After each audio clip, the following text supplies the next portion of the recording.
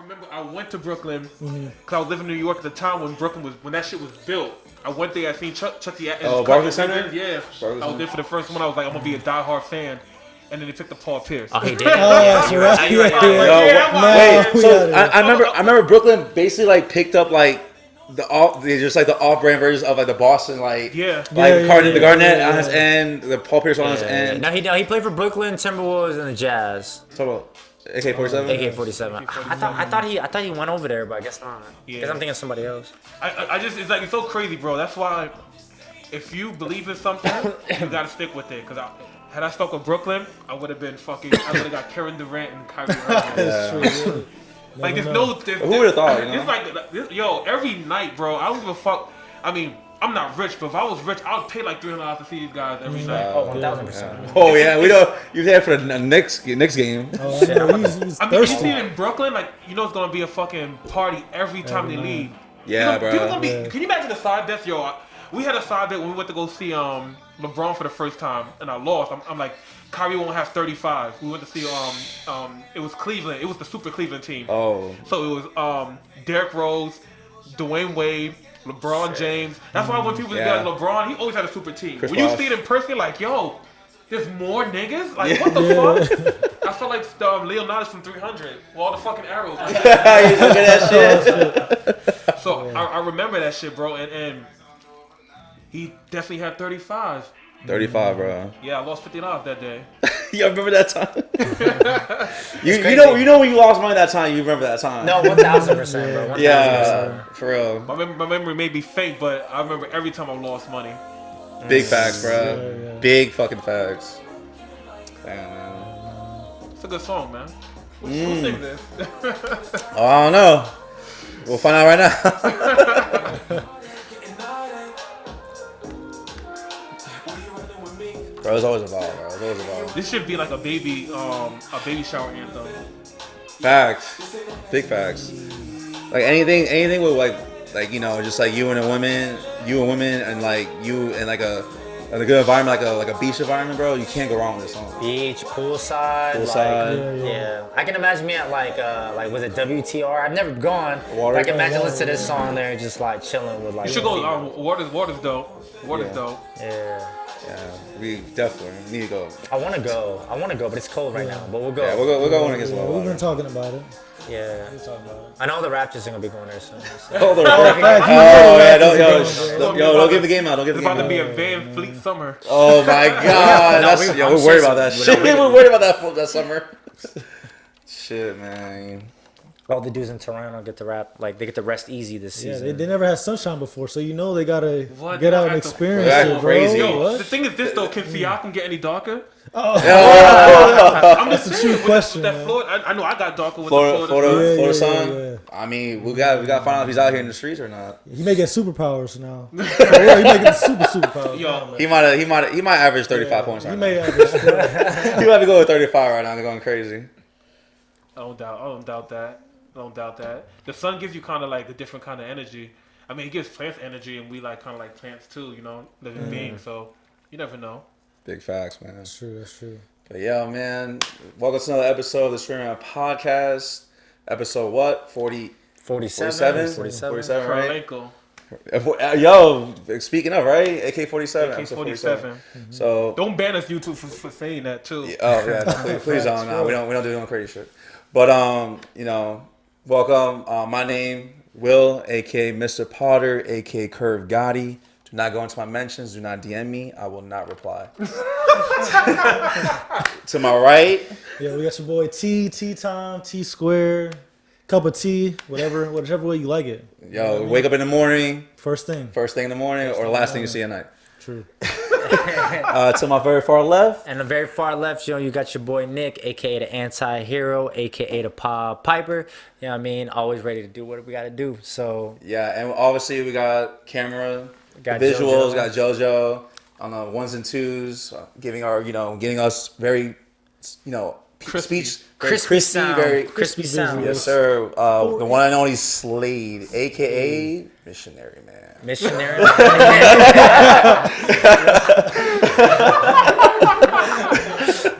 People love that shit. But oh my God. But yo, man, without further ado, we want to welcome a very, very special guest. We had the pleasure of hosting. Oh man. Yo, the one and only from Tampa. Tampa's own. Tampa's very own, Pusha Preme, man. What's going on, man? What's going on? Appreciate it, man. Bro, thanks for being here, man. That's a very prescient intro, man. Yeah. 1000%. Yeah, man. But we're just to start off, talk a little game, talk about, what made you decide to like pursue this as obviously, what we're going to have in the front and stuff, artist, pioneer for Tampa, giving Tampa a sound of your own. What made you decide to pursue like the rap? I just it's just something that I couldn't really get away from, as cliche as most artists may sound, but I really like. It's such an expensive sport, you know what I mean? Mm-hmm. That I wanted to give it away and kind of just focus more so on basketball, but it just kept appearing in front of me, you know what I mean? And I just took it to be that this is what it has to be. Like, this is a responsibility I couldn't run from, to just express myself artistically and to motivate and inspire others, or just create challenge for other people. So I think that's the purpose that God gave me. And that's the reason why like things are happening the way they're happening. That I love music just like everybody else. I love creating just like everybody else. But the things that transpired from there, I can't really call it. You know what I'm saying? It's just been happening the way it's supposed to happen, I guess. So I guess like growing up, I feel like every dude has at least have wrote in 16, right? Like I know I've heard them write 16s, I wrote in 16s, but I guess like when was it when you wrote a 16 and like you were like, wow, man, it's actually like I can actually do this, right? Like what was your support system look like? Like Okay, that's a good question. Yeah, real. It's a good question because that came way later. Because in high school we used to do a lot of battle rapping. Before then, I used to be like really ill with the poetry. And that's how I used to kind of, bag. I didn't really have a game like that, but if I wrote your girl something or someone that you liked, I got that. Yeah. Oh, yeah. So if I had a crush in class, I go to you. Be like, I'd be like, yo, what you need? What's her name? What's her name? I used to take the letters from their name and like create like messages and shit like that. Damn, yo, you might be the first ghostwriter, though. You might be the most ghostwriter. You might be someone's ghostwriter. It's kind of like a hip hop hitch. You know what I mean? Like hip hop hitch. You were setting people up. You're giving people. There might be lifelong relationships because of the bars. Yeah, you were giving the sauce that they didn't create. You know what I mean? That's you gave them that moment. That's I used to like fun fact that this is the first time I'm even expressing this. Mm-hmm. I used to like when I yo, if y'all kill me in the comments for this, I'm gonna find y'all. I used to go to fucking Walgreens and CVS, and I used to read the cards, like the the Hallmart Cards and shit. Yeah. If I felt like I was running out of material, I used to go there and I used to read and be like, oh yeah, I can see that now. Yeah. And I used to kind of like that was my muse. I peep you on that though, because like low key, like, because like I'm more of like my gift giving. I'm more of like I like write like the cards in my bag, like that's my bag. And like my mom like taught me like like through the Hallmark stuff, like because she's very like poetic with her words and stuff, like how she speaks very eclectic with her words and stuff. She like as a young age always told me how always like showed me how to write cards, like meaningful cards, like cards that actually like make you cry and stuff. So like I feel the same way, like I was looking at Hallmark cards too, bro. Like the card in my opinion, not to like put down rap, but I think that's like the first 16. That is, like, you know what I'm saying? Like the thing is, I come from the era to where you may not have money for a gift, but if you write a fire card, bro, hell yeah. Put $20 in it, it'd be like, that's true, bro. When you see a card with a lot of words on it, you're like, oh man, I'm about to dive into some shit right now. Just think how important writing is. Oh, it is. But think about it, like when you guys were talking about cards, like I wasn't really a fan of writing cards, but when you get the yearbook. Yo, you gotta hit that girl with a bar. That's gonna keep her thinking about you the whole summer. Come on, right? Okay, what did you write though? I would take a whole page. No. But you would be smart, so you gotta take the whole page. Like you would take that whole thing, so nobody else could write. I hated that block shit. It out. I blocked out that whole. And you gotta hit the hard bars to get like that hard cover part. Bruh, just write that whole thing. No one else can write on it, right? Yeah, man. Yeah. Bro, I hate those chicks, man. I mean, a lot of trouble. Nah, but bad. So like, what has like inspired you as when I say inspired, obviously, through your creativity, through how you like see life and how you view things, and obviously how you move. What are like top 5 for you as far as like people that you get inspired from? Wow. Top 5 artists. Okay. It changes frequently. I mean, Right now, I would say Tierra Whack. Tierra Whack. Yeah, Tierra Whack. Like she's definitely been on my mind a lot. Who else? I would say only because I seen the interview, but he wasn't there like a week ago. Pharrell. 100%, bro. Of course, Kanye. Of course, Kanye. He's big definitely man. like he's definitely who inspires. Only because he's just so big on saying what he feels like and sticking behind it. That's the hardest thing to do because I could being be yourself. Like, yo, it's not even being yourself. It's just having integrity in your words. I could just be like, I hate the color blue, and then let's say like blue is like the cure to coronavirus. You like I don't give a fuck. You still have to hate that color because you said that. You stand on that. You know what I'm saying? Don't be like, oh, everybody changes. Yes, but you said that. That's true though. You know what I'm saying? Like, that's real true. If you're gonna change, make sure you own that event that you said that, and then maybe we might allow you to change. You know what I'm saying? So that's actually true though. That's true. That's what I like about him, man. Like he had a crazy ass year. You know what I mean? Just every year is crazy ass. Every year is crazy for him. Yeah. Now speaking of that's like sticking to what you're doing. I mean, for the viewers that don't know, like when did you stick to or when did you decide the mask was going to be your thing? Or how does that come about? That was 2014. 2014 is when I first did it, and then nobody was with it. So nobody. Yeah. So when you pitched it to your boys and stuff, like they were just like, nah. Yeah, like, I told them I was like, yo, we did a show for my birthday because I wasn't gonna do music when I moved back down here. I just want to do music anonymously.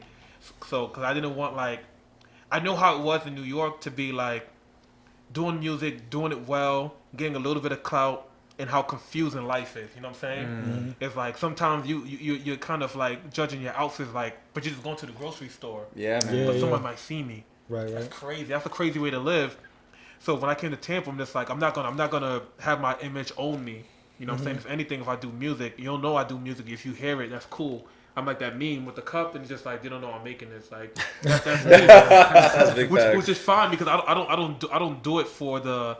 That's not the reason I do it. It's just I just want to ensure enjoyment. You know what I'm saying, bro? Yeah, I really like that about you. And also, not even go cap, like it gives it like a very mysterious vibe. You know what I mean? It's like very mysterious. Like I think it brings you back to like a time of like, if you don't know the artist, like I mean, The Weeknd was like that.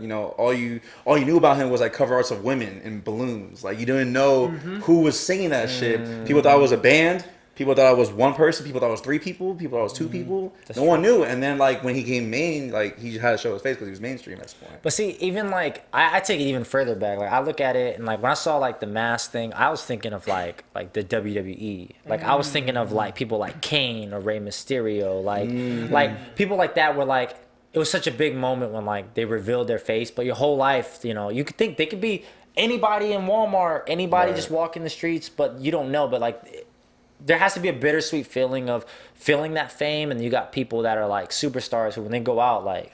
Yeah, I agree with you. I don't think like people don't want their heroes to be like outside of their heroes. You know what I'm saying? Like I don't want to see Hulk Hogan right now. Yeah, right. You know what I'm saying? I want to remember Hulk Hogan, blonde hair, ripping your shirt, ripping the shits. Because that right there is like a moment in time that I have to live with. So for me, I started doing the mask because of MF Doom. I used to be in a rap group. And me and the rap group, we split up, and then I was talking to my wife about. Well, she's my wife now. I was talking to her at the time, and it's like, well, it's kind of weird me doing music without my partner, and she's just like, well, you have to move on. You know what I'm saying? Just giving those encouraging words, and then I was just looking up interviews of people that went through the same thing I went through.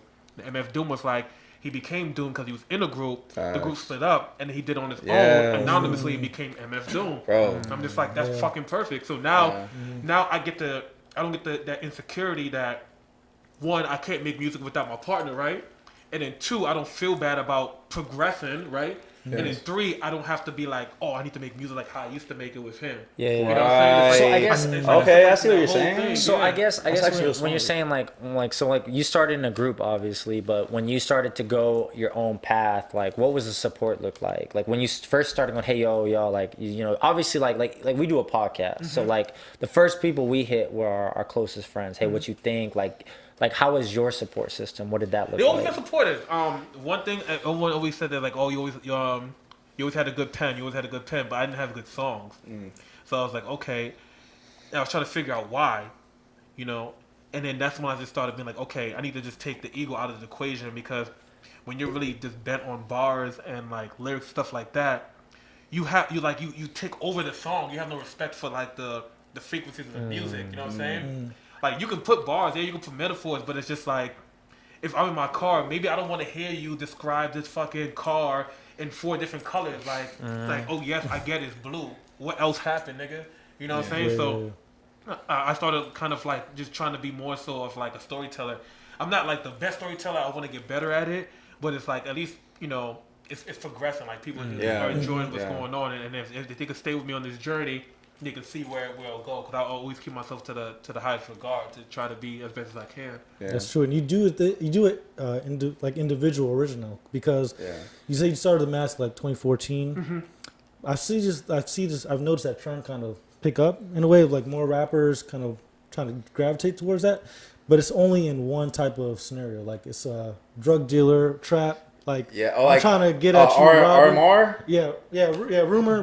He does it. RMR. But it's a lot of like trap based, but like you do it in like a different persona, your own style, own way with the mask. Yeah, so I try to.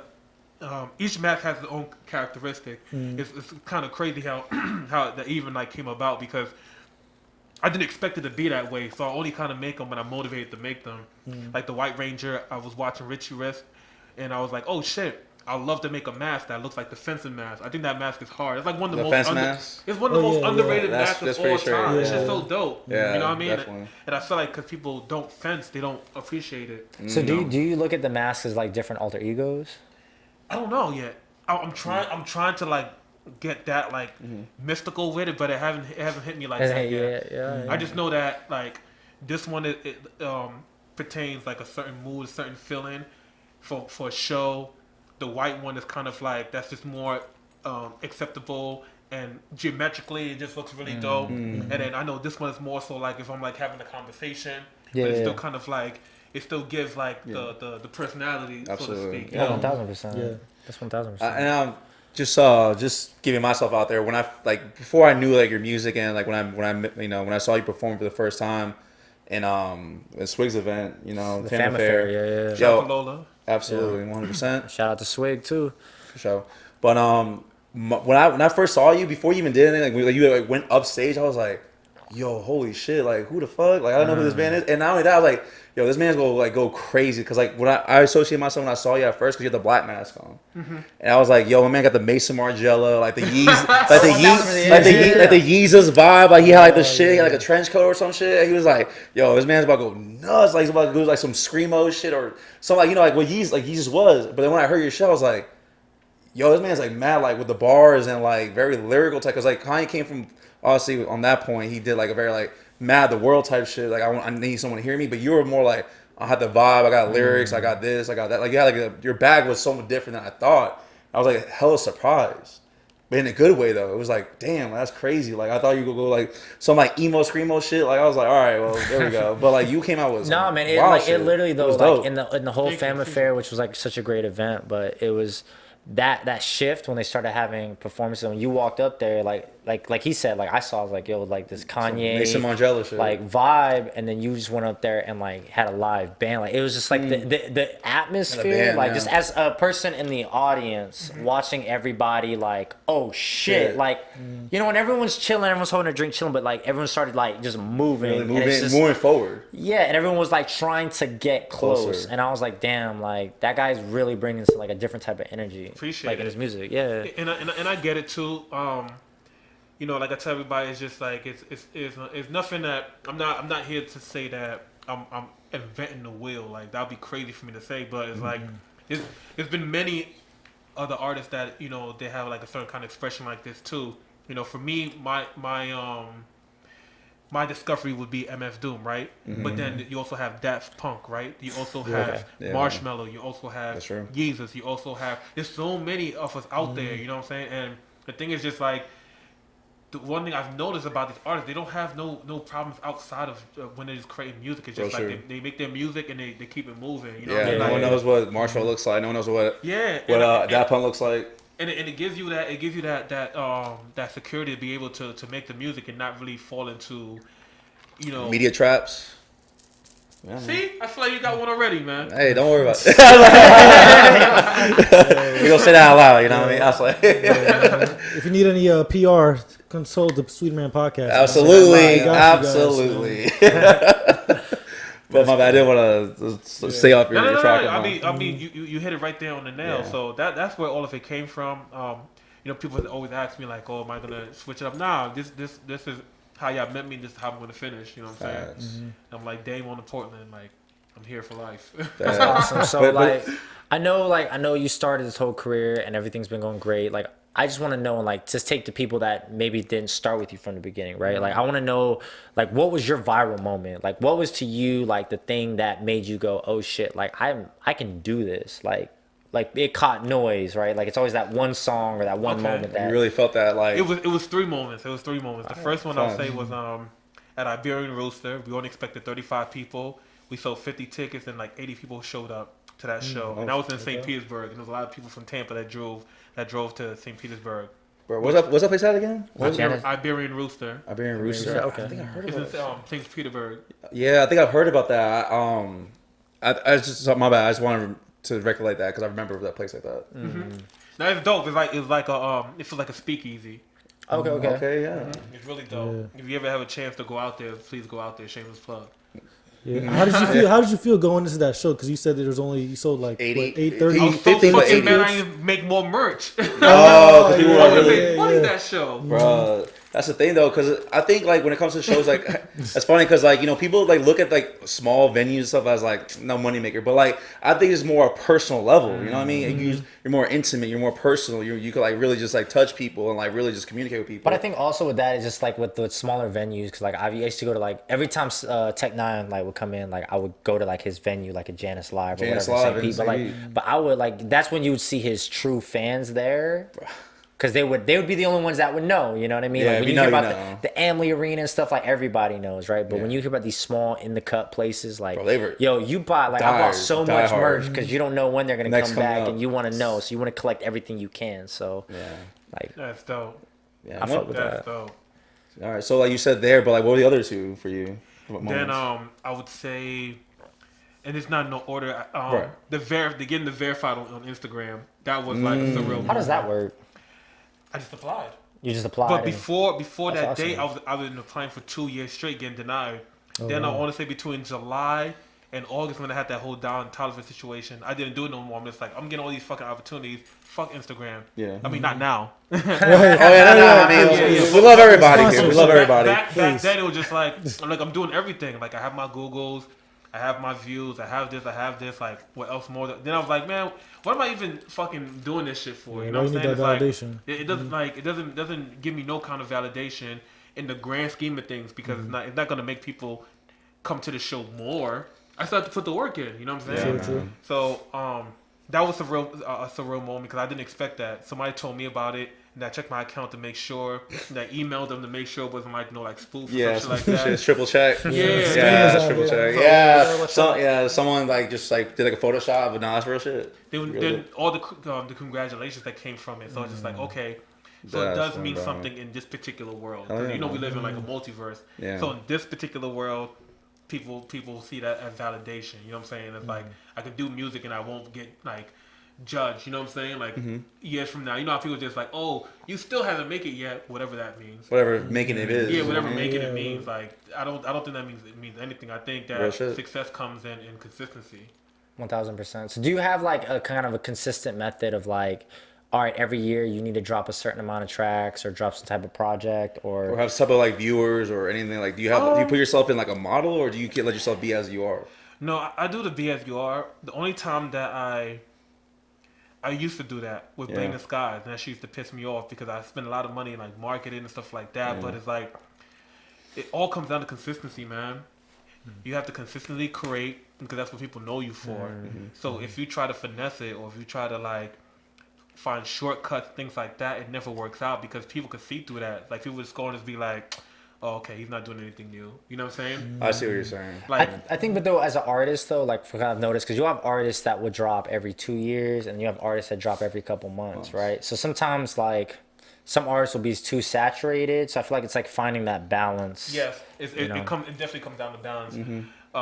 for me, I know I want to stay consistent, right? So I have to drop something next year, but I want to make sure that I use the full backing to push this project from now until I have to.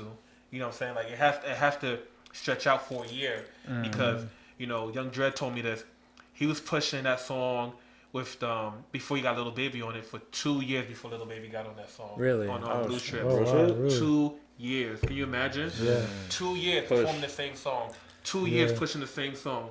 Like that's a lot. It's crazy. It's People taxing. say insane when you do the same thing over and over. You're so repetitive. You're like, But you know that this song needs to be heard by when you know it's good. Something. You gotta push it, man. You gotta be like Sylvester Stallone how he did Rocky. It took him like I think the story is like how many? I think it was 7 years. I might be wrong though. We have to Google that. Yeah. But it took like Rocky was denied like mad times before he got the role for Rocky. Yeah. Because people wanted the story, but they didn't want him to play Rocky because they're like, look at you, boy. Yeah, look at you, boy. So they said, "Look at you, boy." But yeah, now he was like everybody knows him from Rocky, and he has like what Rocky 17. No, you got Creed now, man. You got Creed. Yeah, franchise. I mean, it's a whole franchise. Now it's a franchise. Yeah. You see how that worked? That's crazy. That's crazy. But before I just want to get back because I know we kind of sped off a little bit on other things. Like what was the third one, right? Oh, that's the second one. The third viral moment I would say is when my daughter was just like, "Yeah, I like this album." Yeah. Okay. And I was like, I got it because it's such a generational gap. You know what I'm saying? Big facts. How is the dynamic of that? Of like having your daughter listen to your music and like. It's hard, man, because the kind of music that she listens to, I can't necessarily relate to it. She likes like Little Skies and what's this kid's name? From St. Pete. I know his name. Rod Wave. It just it just wasn't on my mind at the particular time. But yeah. And I can't relate to those two because I'm not living that life. You know what I'm saying? I can only talk about what I lived through. Absolutely. You know what I'm saying? I'm in like a happy medium, and I want people to be happy. That's like my whole thing. Yeah. I want people to be happy as much as possible because it's like it took me a long time to get here, and it feels good. You know but I think it's important to do that because like I know like I've listened to like Young Jeezy's like one of my favorite artists of all time. But like he'll talk about like he'll listen to like his kids' advice and like have them if they fuck with his album. Then like he'll know like it feeds into like the new generation. So like that's always important because I feel like a lot of artists will stick into like a certain sound and forget about any other generation. But like keeping in mind like the newer generations because that's the generation that's gonna be have enough energy to go to the concert. You know what I mean? Yeah, the 9 to 5s. That's the 20% you need to invest in right there. 20% for sure. 8 of the 20, man. But I wanted to ask, with this year and everyone's stuck inside. Like, what's your creative process, or how do you try to come up with the new material? Because everybody's seem to be, in the same material, same day-to-day routine. How do you? For me, it'd be just voice notes of like certain situations. So, if I listen to a lot of instrumentals, so sometimes the instrumental may stir up a hook, and then from that hook, I just kind of like if the hook just fits the body of this particular instrumental. That stick with it, and then the verse I can always do because remember I came up being a writer, so I can write a verse like that. Half the time, like I have an 8, and then when I go to the studio, I just do the other 8 on the spot. As long as I just want to make sure, as long as the top half of it is like it captures you, I tell you everything that I can in that first half, and then the rest of it's like having like a job interview. It's just like what else do you want to know? You know what I'm saying? I'm just like I just fill in the gaps from there. And a lot of the stories, all the stories I've lived through, you know what I mean? So it's like I haven't even caught up. Like she says all the time, like you still reminiscing about your ex. Like Party Time is about an ex, you know what I'm saying? That whole thing. So I'm still catching up because it's like I used to be a bar rapper, so I didn't get to tell these stories. Yeah, no, I mean we're all human, you know what I mean? And I mean you're just showing your creative side and what you've been through in your life and stuff, and that's how people tap in, like Party Time is one of our good songs. Exes are good songs too. Flex on my ex. Flex on my ex. You know what I mean? Always. But going back, so those are 3. That's really dope. How like you and your daughter could like have that moment in time when she gives you that approval. I mean, obviously, like you just said, there's different gaps and stuff. But not only that, but like she likes your sound. Like she like that's why like my dad. Like you know what I mean? Yeah. Who would have known? Yeah, who didn't? She actually listens to me.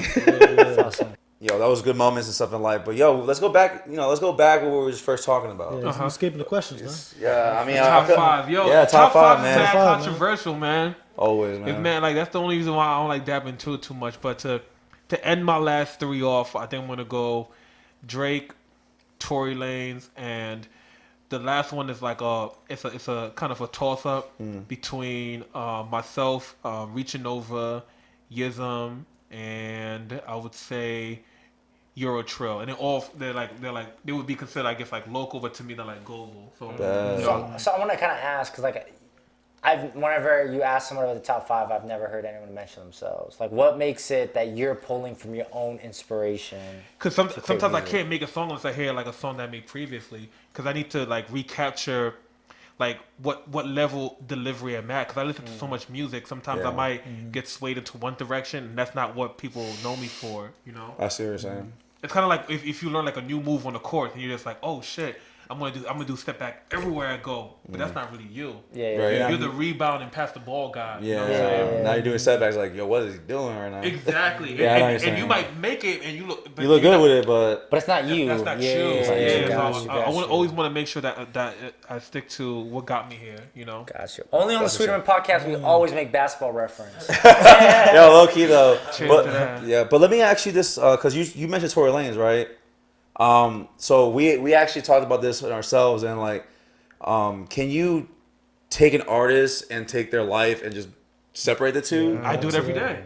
I think Pusha Preme is like the best example. Shout out to Reaching Over. He calls Pusha Preme Venom and Eddie Brock. I love that reference, man. One of my favorite movies, bro. It's two different entities, two different energies, two different deliveries, two different personalities, and we all have that. We all have our white voice when we talk on the phone, or we have our voice when we talk to our parents. So Pusha Preme is just like my artistic side speaking. You know what I'm saying? If it was a symbiote, a living being, that's what it'd be. I don't know if you guys are watching a new HBO series called Darkness Realms or some dark energy. Yo, I wish, bro. Pusha Preme is my like that little animal. They call it demons, but I don't like saying demons because I'm just like, yo, it's kind of creature of the night. Creature of the night. It's like your alter ego in a sense. It's like it's like an alter ego, so to speak. Yeah, I would, man, but my HBO Max account got. If any of y'all got HBO information, DM us on the Sweeterman Podcast at the Sweeterman Podcast, please. I need a plug. Mine just got dropped off like 2 weeks ago. But not taking away from that, obviously. But so like okay, so you said that you could take away the art from the artist and stuff like that. Yeah. Do you think that people? You think people should do that, or think that I think people should do that because when we hear these songs, we don't know when these songs are created. We don't know what time frame they're in. So it's like Tory Lanez might be talking about a song that happened like 4 years ago. Yeah. You know what I'm saying? And then you're hearing it now, and you're gonna judge him based off that. I mean, it's the same thing with Jay-Z. And everyone knows I'm the biggest Jay-Z fan in the world. And I was watching the interview with him and David Letterman, and he was just like, "So tell me about the time you sold crack." He's being an op. It's like, yo, bro, it's 2020. Yeah. He did that shit. I did that shit like in 91, bro. What? You think I'm that person right now? Yeah. I think what did Jay-Z say about it? He's like, yo, this is my old shit. He's like, that was my paper route. You had a paper route, I had a paper route. So, big facts. And he explained himself, and I just feel like as successful as Jay-Z is, and that's what he talks about in the song 99 Problems, Do Your Homework, Kids. It's like, no matter what level you in, if people know you for this bad, they know you for this bad thing, they try to put that shit on you like a fucking metal. You know what I'm saying? Yeah. But if Jay-Z was to like be unidentified and you only heard the music, when you saw Sean Carter conduct business, you would never put two and two together. Yeah. Like, you know what I'm saying? How dare you, David Letterman, to be like, oh, you sold crack. Even though that may be a thing, but Jay-Z sold crack, not Sean Carter. And he talks about that on the 444 album. He's just killed Jay-Z. Yeah. You know what I'm saying? It's one of the shits. You can't judge me. You know what I'm saying? Nah, right. Imagine if I judged everybody what they did when they were 16. Bro, we will all in this group be canceled. We will all be canceled. Yeah, Yeah. I saw some wild shit on y'all Twitters. So that's why you gotta separate it. So it's like we weren't there when Tory Lanez and Megan Thee Stallion had the situation, and shout out to my man Gas. He hates me for defending him, but I'm just like, yo, bro, the truth has two sides to it, bro. Yeah, you can't. It takes two to tango. You know what I mean? And who knows we're not being spinning the media joint. You know what I'm saying? It's hard for artists right now. Artists that usually sell like $50K first week are not doing those numbers because of Corona. Yeah. Artists that usually make like $200,000 on the tour are not making that money. And if I work for a label, how the fuck am I gonna get paid? I'm gonna be bitching because I'm on fucking payroll, and then the manager. It just trickles down. It's a trickle cycle. Yeah, so a lot of people. We all know controversy sells. You know what I'm saying? In that particular market, that's not what I do. Right. But if we were on Tory Lanez status. What would you do? You know what I'm saying? It's just coincidental for that to happen. Yeah. And the trial hasn't happened. There's so many different missing factors. Like, we got to treat this shit like the OJ case. Like, until I know the truth, I'm not judging nobody. 1,000%. And who am I to judge? You know what I'm saying? Yeah. Come on now. I live with the merit that, like, I'd rather, I'd rather you live your life and then, be judged. Like, don't judge me for what I am, judge me for, like, who I become type of thing. It's just like, I don't know, one of those things that a lot of people just can't take. Like they're guilty until proven innocent. And then I think just as somebody that's personally gone through the not jail process, but as far as like going through court cases, right? Like what they show on the media versus what actually happened is so different. Like what you see in the headlines versus what actually goes on in the day to day, is different. Like I've seen headlines and you're like, bro, like if you're actually involved in that, you're like, that shit never happened because the media will pull from different things. Pull from different sources. You know what I mean? I've seen innocent people where they would pull from their MySpace or Facebook a quote, like a rap quote, like, fuck bitches get money, and then they'll take that quote and go in the media and go, this person didn't respect women. We seen the same shit happen to Kevin Hart. Yep. They took a tweet from Mad Long and be like, he doesn't fuck with the gays. Wow. Yeah. Kevin Hart, are you serious, guys? It was just, but people take it from what they say and not what they meant. Yeah. And that's like the biggest issue in society is we have such a cancel culture, which I'm so against, is because you can't just cancel something because of what they said 10 years ago. Yeah. It's crazy. Yeah. They've evolved as people. We've made mistakes in our times, absolutely. but you grow from that and you build from that. People grow through controversy. Honestly. Yeah. I mean, whatever's, it was like a D Rose thing.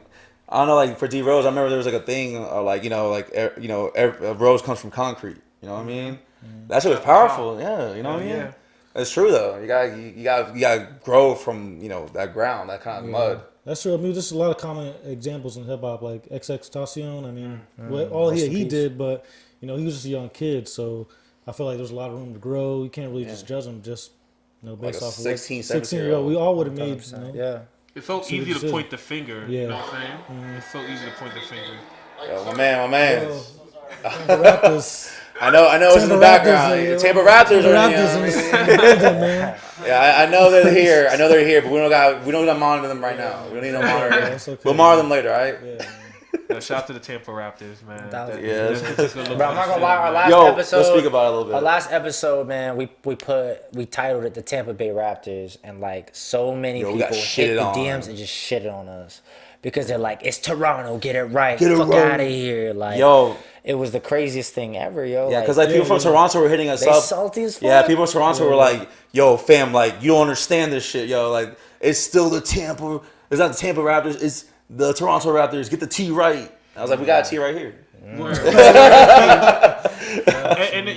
thing is, like, but we love everybody, so shout out to them. They got right for that because they held the team down for so long, stuff like that. They built, they was there with the Vince Carter era, but if you should have, signed those petitions and did what you could do to have them play in your city. I think it was a border thing, though, wasn't it? Wasn't it like a border issue? It's because Canada has a really strict restriction during COVID, so they needed to bring them here. So is it going to be either Tampa or Nashville? Yeah. So unfortunately, Tampa got it. Unfortunately, no, fortunately, but unfortunately for Nick. Unfortunately for the streets. For the streets. I see what you're saying. That's the last episode. You have to watch that episode. You have to. But no, we all, obviously it's still the Toronto Raptors. So shout out to everybody in Toronto. We love y'all still no matter what.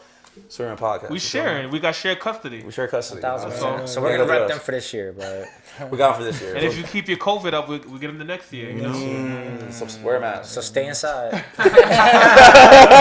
So stay inside. So like I know we just talked about like your music career and how you started and everything like that, but like.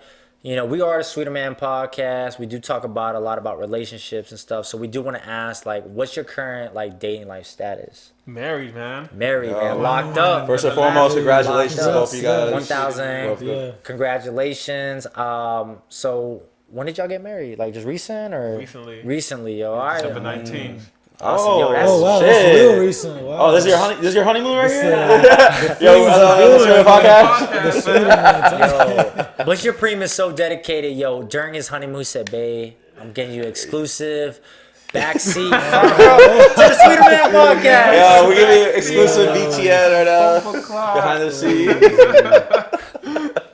scenes. So I wanted to ask, man. So like, I know your last album was what? Before I Say I Do, right? Was that inspired to the marriage? Yes, the whole project was inspired towards that because I had a previous project that was canceled early because of the COVID called Overthinking Will Kill You. So I wanted it to be really like theme based. I didn't have enough material because of like when COVID happened, like the job I was working at got fucked up. Everything was just fucked up. So I was just like, I don't think people want to like fuck with music right now. But then everyone was asking me what's gonna go happen with the wedding, because the wedding was in October. Yeah, man. And then, the way y'all hum like that shit is mad in sync. What? It was a choir. It's like we feel you. Like that's how we do when we talk as a group, like as a unit. We'll like link up. That shit was mad. I got Cuddy vibes. I was like, It's organic. it's organic. Yo, man, it's therapeutic, bro. You'll have a boy be like, "Yo, man, I'm going through girl troubles." You'll be like, It's one of those things that we just feel it. We feel it because we know each other so well, man. We just that shit was dope. I was like, oh shit, I'm on a motorcycle. On a motorcycle. But all jokes aside though, but yeah, that it canceled in October, and then that's kind of the time. Well, not really. Like I would say July, but we knew it was gonna get canceled because like the way COVID was moving, we was like, damn, we're gonna have to push this back. So I was like, all right, well. Before I Say I Do, these are all the songs that I had before I said I do. Oh, wow. I gotta ask. So like, you're rapper, writer. Like, how'd you guys approach? Did you like set off a bar, or did you rap a lyric to your spouse? How did that? Oh, you talking about for the vows? Yeah, or just like when you first met. Like, how did You that? saw rapping her on stage. When I first met her, I wasn't Preme. Oh, gosh. I wasn't Pusha Preme. I was Preme, but I wasn't Pusha Preme. I met her at Peabody's. So I met her. in Tampa. Okay. That's a staple in Tampa. If you don't know now, you know. I had moved down here from Tampa. I was reckless with it. I didn't have no ID, nothing. So they forced me to be out in the outside patio. And then she stayed back with me, and we was chopping it up. Made her laugh a couple times. She stole the fucking little Peabody's couple, whatever. And then we joked about that. And then she invited me to the Christmas party, which was on December 19th. I went to the Christmas party. I went there, Dapper Down. Had my, bachata, merengue. Oh, damn. Okay. You got that on touch? But y'all got married on December 19th. Yeah. Oh, so it's full circle. Full circle. Okay, continue. Okay. So, thought process about this, you know what I mean? Yeah, no, I mean that's all her. She takes credit for that because I was hoping to push it to next year because it was just looking too crazy. And the people that wanted to come to the wedding, and so the thing is like I just meet so many people, and I just wanted to just create that example for everybody to be like, yo, like I know we live in a very like just mad hoes out here, but the thing is like the best part of it is just having a companion. You know what I mean? Like end of the day, it's like hoes is cool. I ain't gonna knock you. Hoes is cool, but it's like. They're not there, you know what I'm saying? So, they're never there. So it's like, one of my mans, I can't say his name, unfortunately, but he's going through right now. He's getting mad pussy right now. But undisclosed. He called me and he just be like, yo, that one song that you showed me from Sir?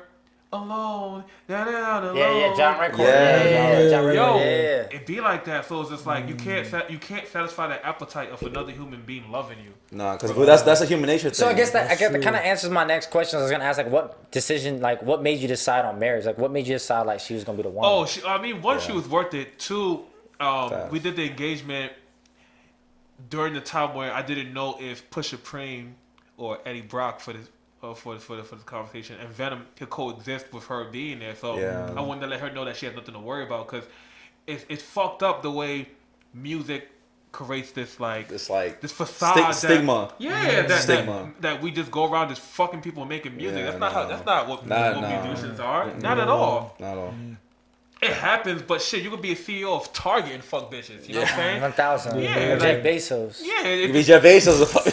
It don't matter, man. It's like the thing is like, and I tell my kids this too. We just live in the when you hit 25, right? You realize that everybody's fucking. Yeah. It's like it's not like a secret. It's just everybody got a past, everybody got a future type shit. Yeah, like the thing is, people have needs, so it's like, it is what it is. So for me, it was more so that she just gave me that balance that I needed to continue on with life. You know what I'm saying? And I didn't want to let nobody else get that balance except for myself. So. Well, I think that's awesome because like I know we kind of talked a little bit off air about it, but like you guys met before you became Pusha Preme. You know what I mean? So like she's kind of there, like, I guess like the ride or die quote, like she was there from the beginning and watched your growth. So I think like, how was it like managing being with her and then handling, like, you're out and about a lot, man. As an artist, you have to build connections. You're out late at night. Your day doesn't start till 5-6 p.m. and then you're gonna be out till 3, 4, 5 in the morning. You know what I mean? Like those are those nights you're gonna have those nights where you're out late, or you know what I mean. So like, how was it? Like how was there the balance of like her understanding versus you going out there and like handling business? It was hard in the beginning. I guess she could say better than I can.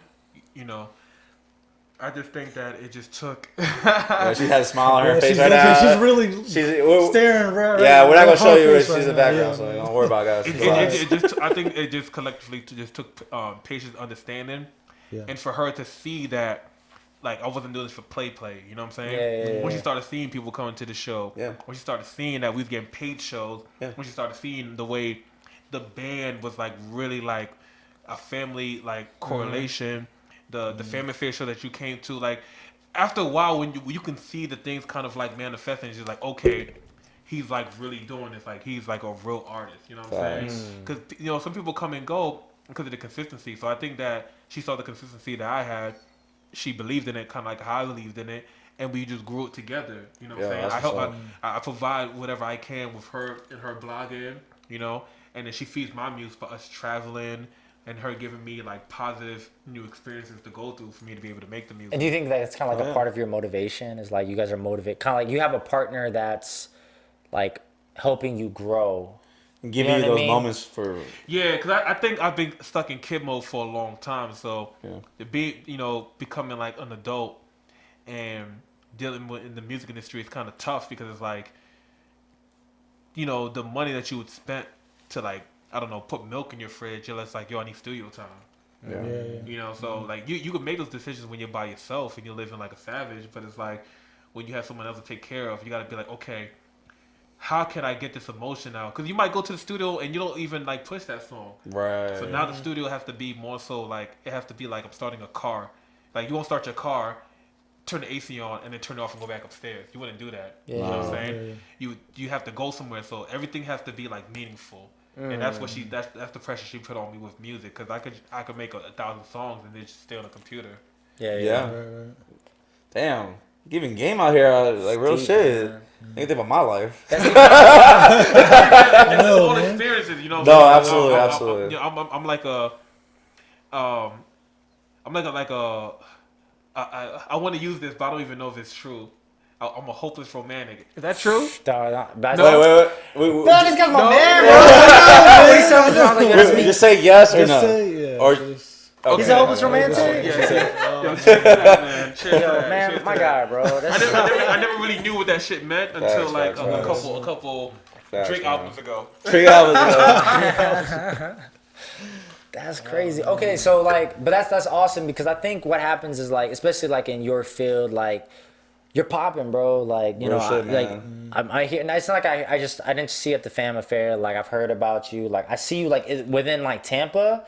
Like you're known. You know what I'm saying? So like. You know, like, we collectively a lot of people we can't be like stupid and not think like girls try to slide in on DMs for like the clout or they want to be the girl that guests with Pusha Preme. You know what I mean? Like we have to be realistic about that. You know what I mean? So like for the fact that you see that, recognize that, but you're like, no, I got bae. Like that's me. I'm good.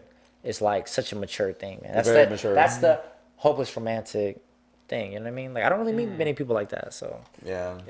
Shout to that. Yeah, he's about to cry. He's Hey, real shit. Like when we came into this pod, like I didn't really know like his like persona. I mean, granted, I watched some of the interviews and listened to your music, but I was like, nah, he's probably gonna be like. Shout to y'all because y'all definitely did y'all homework, yo. I'm like impressed, man. 1000%, man. No, we're very thorough, man. But like I was like, and we fuck with you, man. So. But I'm very like. I appreciate that. 1000%, no, man. But like it was just. Off the look, I was like, nah, he's gonna be one of them guys. I was like, the screamo, emo. That's too like bigger than the people. The situation, Yeah, like bigger. Yo, man, like, hey, what's up? I'm here to handle business. But like, bro, like, just for the fans, for the Sweeterman Pod, like, yo, we took a break, talked for like 3 hours, bro. Like, we just talked for like about nothing the whole time, but it's just he's like, man, for real, genuine ass dude, bro. Like, for real, we give you that, man. Cool as fuck, we give bro. this man a stand up. Cool as fuck. My bad. Yeah, give him, man. Breathe the room, dog. He says hopeless romantic one time about die on your arm. I got close. I bonded. I soul bonded for a second. My bad. I can tell. My bad. So bond. Oh my god. Yo, I'm out here trying to like really get close to you. He said he got the queen already, man. Just relax. He got the queen. My G. God. Yo, relax. Yo, chill, bro. Chill. Nah.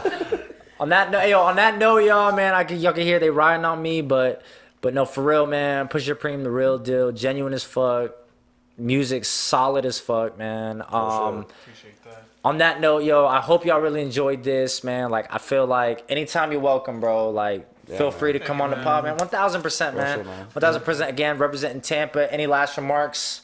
Tampa, we got one, man. I think we got something here, and you get to catch by the vibe. So yeah, man. Really fun day today. Nah, real shit, man. I gravitate towards the music very naturally, man. You're not doing no gimmicks type shit. It's just the music speaks for itself, man. And that's something that I think Tampa really needs, you know. 1000. So I guess Pusha, last thing I want to ask, is there any future plans, like anything for your fans to kind of get excited about? Is there any plans of touring, any future plans, any potential drops, singles, anything? Whatever. So far, due to the breaks like kind of closing down temporarily, we're still gonna do the show for the album. It's gonna be a live orchestra with the band. So, we like to do like an experience when it comes to shows. So that's gonna be the next thing that we're gonna do. We're gonna call it the reception, and it'll to be announced. You know, it's definitely gonna be next year. We're thinking maybe January, February. But until then, like if you haven't heard the album already, check it out. It's on everywhere. Before I say I do. If you're watching this and you watch this in entirety, make sure that you hit the subscribe button on the bottom. Leave a comment. These guys are genuine as fuck. The hospitality here is A1. Like out of all the podcasts I've done, I've never had a podcast to where we had a break, had a conversation, and come back, and it's still fluid. Like these guys are really fucking good at what they do, and I salute the staff as well too. Like this is like. I'm honored to be here. Appreciate it, bro. Appreciate it, man. For real. So make sure that y'all follow these boys through and through, because I feel like you guys are gonna be just as big as the Joe Rogans and the Joe Budden podcast. Oh damn! Yo, we got the Pusha Preme stamp out. The stamp is printed, bro. It's just sometimes you could just I feel like the undeniable energy, and you guys are so prepared with it. You know what I'm saying? It's not freestyle.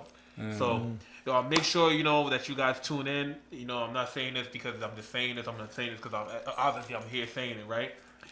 If you're not on any other platform in the world, you can always Google Pusha Preme, PUSHA PRME up here, or you can go to the website pushapreme.com. Make sure you follow these guys. We're all working on some merch.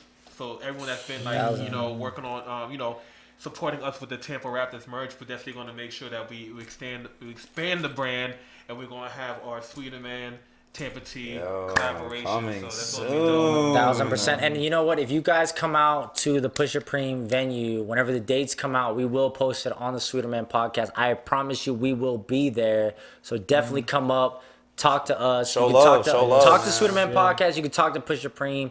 We will make that shit happen. So I definitely want to throw that plug in there, and we will keep y'all posted. Yeah. We got many more ventures coming together. Shout out to Tampa. Shout out to our listeners at the Sweeterman Podcast, at Pusha Preme. Yes, sir. Appreciate that, man. Yes, sir. And we got man. Gotta end it. Gotta end it like this. Man, that's my song. For Tampa, bro. Tampa.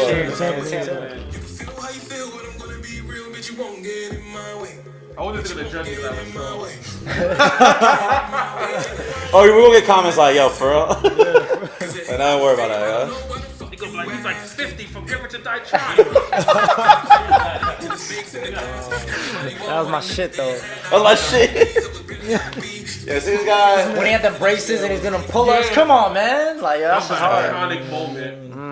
I never had my jaw broken before, but I can imagine, though. Shit, man. Had the braces. And Shorty left him, too. Damn. He's a damn. He remember that shit, too. I like that he took them bitches out himself. Yeah. Man.